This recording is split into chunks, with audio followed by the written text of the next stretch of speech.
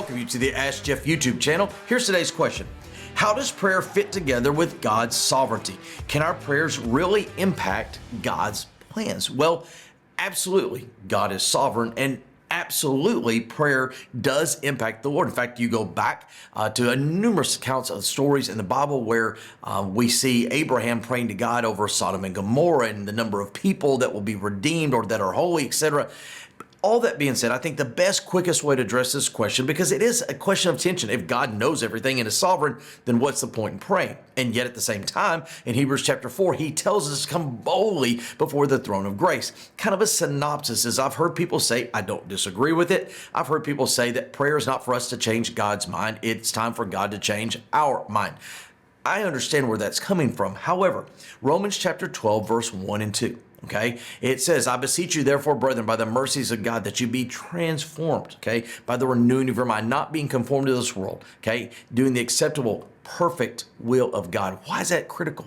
Because it says that you and I have the opportunity to be a part of the perfect, the good, and the acceptable will of God. Now, let me address that for just a moment. What that means is that in any decision that we make or any course of action that we take, for lack of better terms, there's the acceptable door, there's the good door, and then there's the perfect door.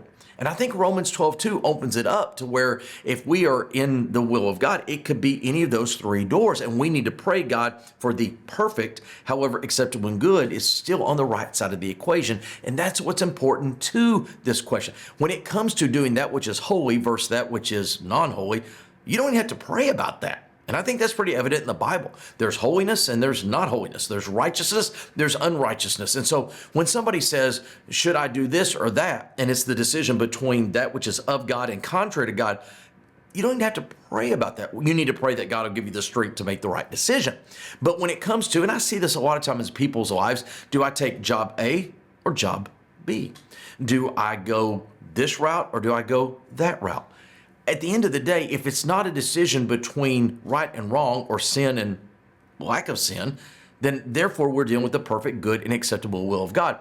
If everything's on the right equation, then I think absolutely we seek out the heart of God, what is perfect for us, and at the same time, look and see which one is perfect and which one's acceptable. Now, some people would default and say, well, if God has the good, acceptable, and the perfect, and we're willing to walk through acceptable, then we're not changing his mind if over time we pray into the perfect. So again, you see kind of the holy tension that's taking place there. Here's what I know.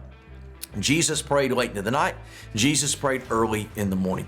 The apostles prayed for 7 days before Pentecost. Jesus prayed the night before Gethsemane. The Bible commands us to pray. So we may not understand it. We may not understand all the nuances of it, but we are to be involved. We're to practice and we're to trust it. Great question. If you have one, send to AskJeff.net. Maybe your question be tomorrow's.